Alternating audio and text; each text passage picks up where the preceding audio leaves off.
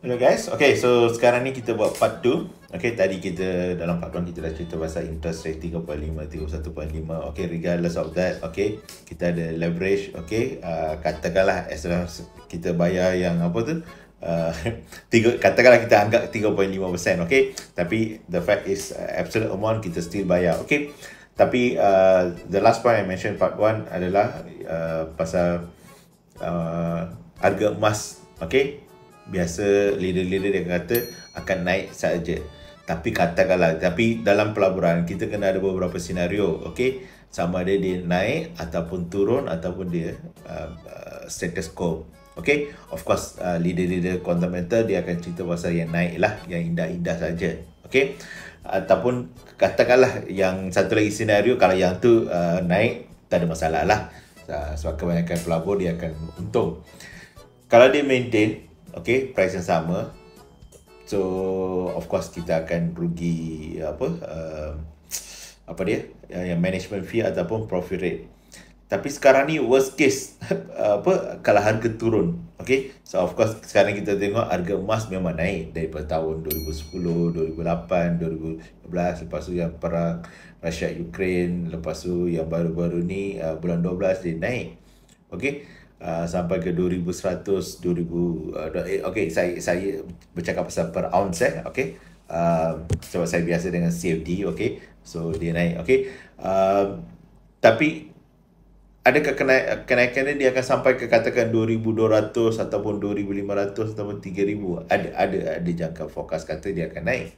Tapi kalau tak naik, dia back to katakanlah 1500 ataupun 1000, okay. So apakah berlaku pada pelaburan dalam continental? Of course, pelabur dia kata, selagi saya tak terminate, saya tak rugi, saya cuma paper loss saja. Memang betul, daripada satu ni betul. Tapi kita still orang kata kena bayar management fee ataupun profit rate. Of course dia dah charge awal-awal, okay. Tapi bila kita nak terminate, okay, dia akan tolak habis. So lagi-lagi kalau you ambil leverage, bayangkan you punya kerugian yang you kena tanggung. Okay, kalau katakan dia kata you punya modal saja hangus $1000 ataupun RM1000, tak ada masalah. Tapi kalau you kena, orang kata kena top up ataupun you kena bayar zaman, I assume tak adalah dalam continental. Tapi the fact is kalau harga turun memang akan rugi. Okay, so kita pergi pada, saya bagi satu contoh lagi, okay. Ini yang apa, pasal sama ada ni cuma main angka ataupun ni, okay. Sebelum Bretton Woods, okay, duit fiat ataupun dolar yang kita ni, dia bersandarkan pada emas. Jadi kalau ada katakan 1000 tan ataupun 10,000 tan, dolarnya perlu, yang jumlah supply dolar perlu sama dengan emas. Ini apa, financial planner ataupun siapa yang belajar sejarah mungkin boleh betulkan.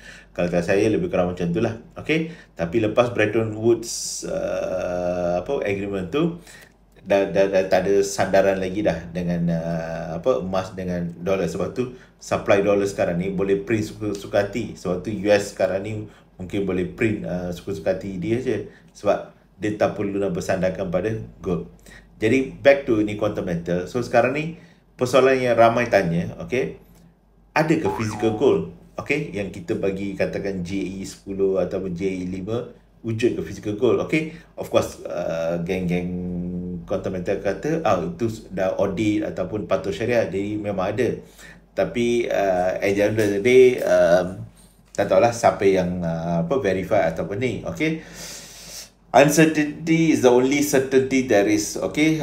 Kecuali kalau ada orang boleh buktikan memang betul wujud lah, okay. Sebab bila apa-apa yang melibatkan leverage ni, dia kadang-kadang susah sikit. Sebab dia boleh menjadi macam dalam part saya kata, you can cook up ataupun you boleh ni lah, buat creative accounting, okay. Cuma you ada katakan satu. Sebab tu kalau Silicon Bank ataupun bukan Silicon apa bank yang ada banyak bank-bank yang besar pun dekat US pun tahun lepas, okay, boleh collapse, okay. Sebab dia punya leverage ataupun dia deposit yang dia ada tu, okay, sebab dia ambil loan. Okay, itu boleh tengok apa asalnya video Tengku Zafrul. Okay, antara sebab kenapa boleh collapse. Okay, antara sebabnya sebab interest rate makin naik, tapi bank tu dia dah, orang kata dah lock dekat interest rate yang low. Jadi bila deposit banyak keluar, okay, apa duit apa bank tu tak dapat nak mampu untuk rolling lah, basically senang cerita. Okay, nak tahu the facts ataupun the technical part, boleh rujuk video Tengku Zafrul ataupun boleh Google lah. Okay, so cerita dia lebih kurang macam tu. Jadi bila ramai sama juga, saya nak bukan nak samakan lah. So saya call you guys, okay, baru-baru ni Quantamental lambat bayar. So kemungkinan besar, okay, ada liquidity problem ataupun cash flow problem sedikit, sebab ramai withdraw. Sebab GAE bila diorang beli harga katakan dekat 62 64 dolar per gram apa semua tu, bila naik dia katakan, saya tak tahu harga dia sebab per gram sebab saya biasa dalam ounce, okay, katakan naik 65 ataupun 67, bila diorang lagi-lagi yang pakai GAE 10, so dia dah, orang kata, terminate. So Quantamental ada liquidity ataupun cash flow problem lah. Tapi kecuali kalau dia deny, tapi daripada fact yang kita tahu memang ada delay lah, lebih daripada 4 minggu 5 minggu. So itu saya kata, okay, dalam platform saya dah kata, kita nak kata QM scam susah, tapi the fact is QM ada delay, and most possible reason adalah liquidity. So bila Quantamental ada cash flow yang kuat ataupun dia ni, takkan ada problem delay.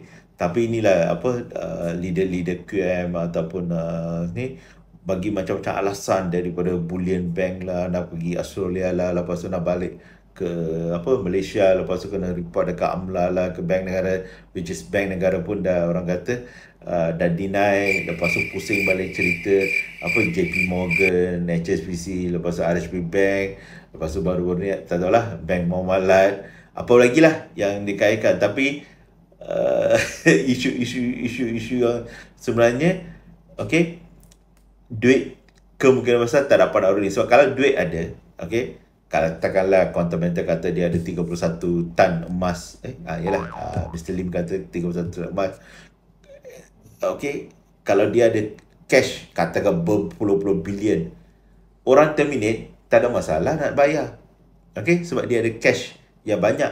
Orang terminate pun dia terus boleh bayar daripada cash yang dia ada. Kenapa ada delay? So maknanya cash yang dia pegang tu tak cukup, sebab tu ada delay. Banding dengan, saya bagi contoh lah, of course dia bukan apple to apple comparison. Kalau saham, okay, T+2 ataupun T+3 maximum, even ASB, kalau you pergi counter on the spot, kalau you withdraw online dalam sehari 24 jam, even, okay, broker-broker forex pun, okay, contohnya lah yang agak okay pun, tak sampai 2-3 minit duit boleh masuk. Ataupun even kalau ambil broker cap ayam ataupun broker forex pun ada juga yang ni. Tapi even yang tu pun kadang-kadang 2 hari ataupun 4 hari. Kecuali kalau you ambil broker-broker yang macam hari tu yang scam lah, macam Unicorn FX ke ataupun Gigamax. Dia punya alasan masa awal-awal mesti dia akan start dengan payment delay. Lepas tu dia akan kata sistem ada problem lah, apa semua tu. Jadi kalau you all cuba kaitkan sedikit lah dengan apa yang berlaku. Saya tak kata QM scam, okay, I have to put a disclaimer again, okay. Tapi kalau you cuba tengok, okay, dia start, so cash flow adalah problem, okay. Jadi janganlah bagi alasan bullion bank lah, apa tu, kena pergi sampai Australia, kena tukar balik, lepas tu kena pergi bank negara, kena report AMLA, lepas tu JP Morgan lambat, HSBC lambat. Janganlah bagi alasan yang agak, orang kata, tak logik ataupun senang cerita. Janganlah cuba, sebab tu financial planners kat luar sana tu dia boleh tembak hari-hari leader-leader QM, sebab benda tu mengarut. Sebab orang semua tahu, okay, dia masalahnya cash flow. Okay, sebab kalau you ada cash, okay, tak ada masalah. Sementara you broker ambil 2-3 hari pun, okay, you still boleh bayar dulu. Okay, as simple as that. Itu saja, okay. So kita sambung dalam part 3.